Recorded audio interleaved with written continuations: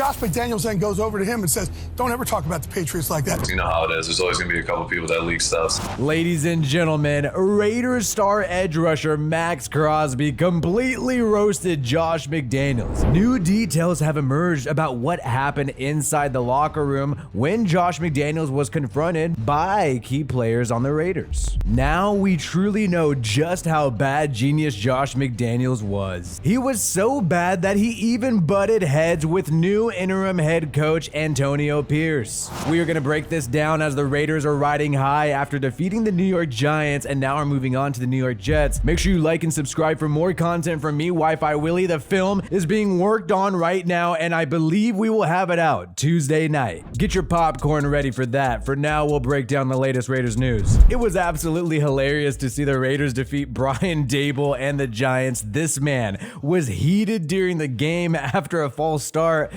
Big little F-bomb there. That guy does not look too happy. He better watch out though, because Brian Daboll is making Andy Reid look like a fitness model. And I think the Raiders last night definitely raised his blood pressure. Interim GM Champ Kelly taking in the moment here. And we talked about Sandra Douglas Morgan last night, the president of the Raiders. A lot of people think that maybe she had a say in appointing these guys, appointing Antonio Pierce as interim head coach. And you see them pose for a picture right before the game. We're going to talk more about these people's potential. I think there is a possibility that the plan is to roll with these two people to lead the team, especially if the Raiders claw their way into the wild card this year. Mark Davis is not going to make the mistake of letting go of another interim head coach after they reach the wild card. When you think about it, Mark Davis is spending tons of cash on Josh McDaniels' contract. He has to pay out the rest of it, so he'll likely want to save some dough and roll with an unproven head coach rather than spending big bucks on somebody like Jim Harbaugh. Chandler Jones is still unsigned former Raider who had some crazy allegations about Josh McDaniels. Many wondered if he would come back given the fact that Josh McDaniels is gone. Previously, he'd say, okay, it's time to get back with my team. We cleared a few things out, and he said this just a few days ago on November 4th, but now he's saying he'll probably just retire. He's not getting any NFL contact. And Raiders fans, make sure y'all ask about me. I'll be here working out until the season ends, prayed up. The only reason why I bring this up is because yes, Chandler Jones does seem a little off his rocker, but there are a lot of NFL players who you all do not even know about who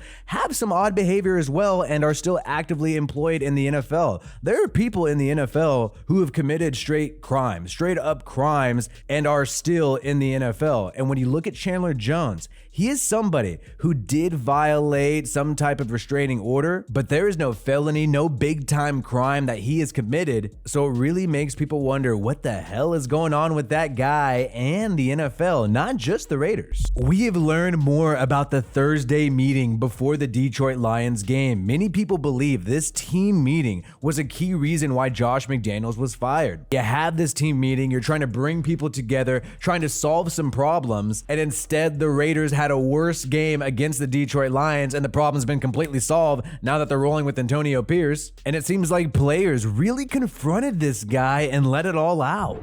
Lost. McDaniels had just had a vicious team meeting. Players, coaches had ripped into him.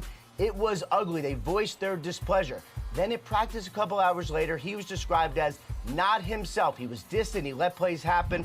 He was distant and he let plays happen. Players ripped into McDaniels. The fact that players were down to rip into him so harshly, maybe some of them knew something was going on and perhaps his time was coming to an end. And if McDaniels, like Rappaport is saying right here, kind of seems shell-shocked and he let plays happen, he wasn't chewing people out, he didn't give a shit at practice right after the team meeting, that shows that McDaniels possibly knew his time was over after that harsh team meeting. Instead of correcting, players felt he was there in body, but not in spirit. Essentially, based on the sources I've spoken with, it broke him. It broke him. The players broke Josh McDaniels. His body was there, but he was not in spirit. The players literally chewed him out so hard they turned the guy into a ghost. And I'm sure the players love this moment, dude. You got the Thursday team meeting. Now is your time to completely rip into Josh McDaniels after a year and a half of bullshit. I would have been screaming at the guy until I popped blood vessels in my freaking eyes. What's even more damning is the fact that the players were so happy after winning without Josh McDaniels, and now the Raiders with attitude. The Raiders are back here. You had all these guys ball out, all these guys play with so much energy and passion. Now that Josh McDaniels is gone,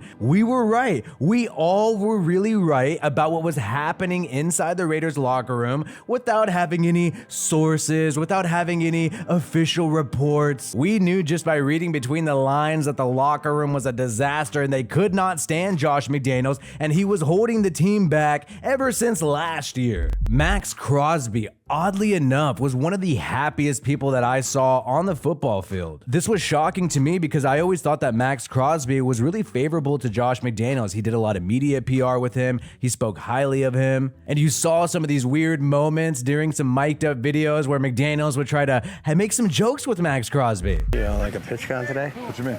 Huh? What do you mean pitch count? No pitch count.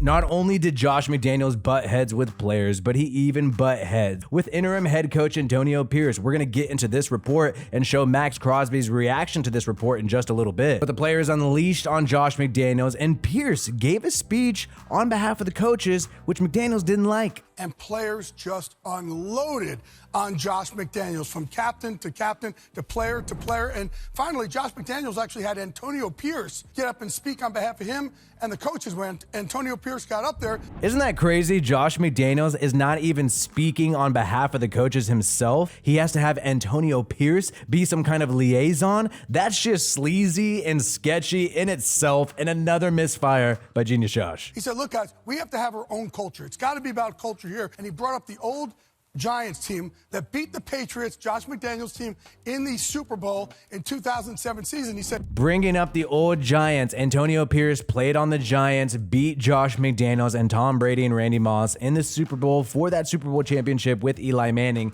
And he's invoking this team, the Giants, an underdog team against the Patriots, saying the Raiders need to be like that. Here, we have to believe it here at the Raiders. We could beat anybody. Well, he finishes up that speech. Everybody thinks they're great, except for Josh McDaniels.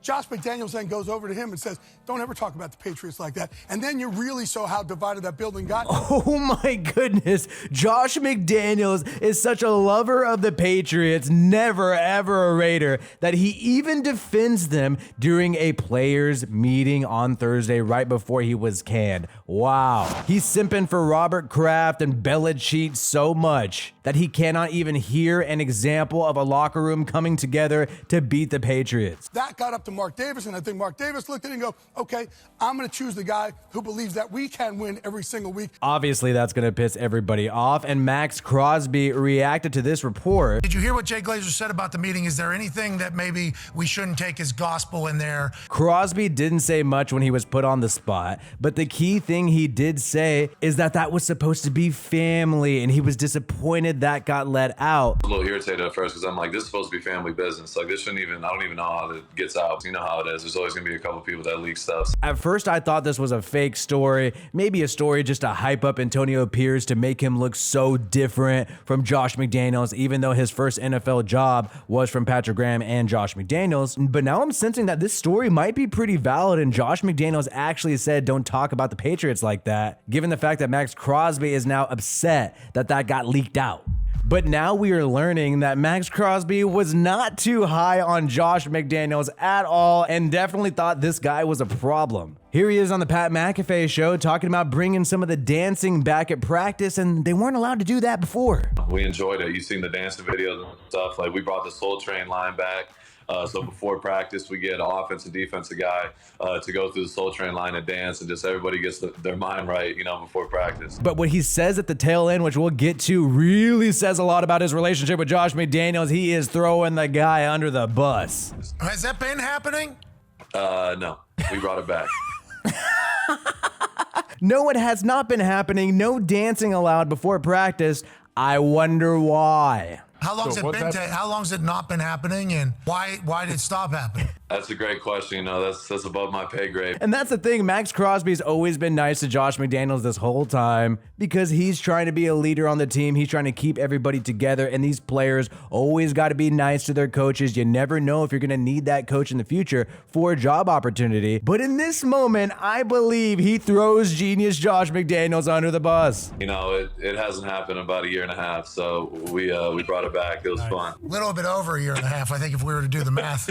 Completely correct. And it has not happened in a year and a half, but we brought it back a year and a half. Josh McDaniels' tenure with the Las Vegas Raiders, he is the reason they're not having fun at practice. He's the reason why they're not having that Soul Train dance before practice. No energy, no passion, no heart. Cold-hearted authoritarianism that does not result to wins on the football field. A disaster that is genius Josh McDaniels. My players of the game last night was Amik Robertson on defense, Josh Jacobs on offense. You got Josh Jacobs. This is via The Athletic, Vic Tafer's article of The Athletic. You guys should check out his work. Probably, in my opinion, the best Raiders beat reporter. Kept it real about Josh McDaniels the whole time, while other people were trying to save face and stroke McDaniels strong. Josh Jacobs, speaking to Tafer, said they let him get more involved in the run game this week, and Jacobs called a lot of runs that he likes, runs that he thought worked well throughout the week of practice, and Bo Hardgree, the now offensive coordinator and play caller,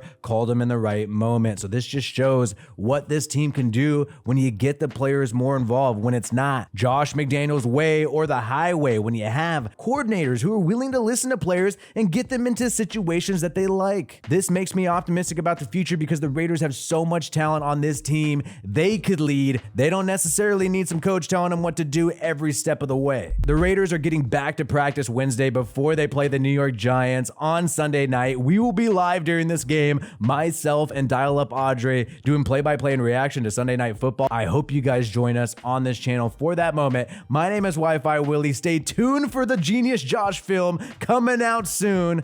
Peace out, and I hope you have a good one.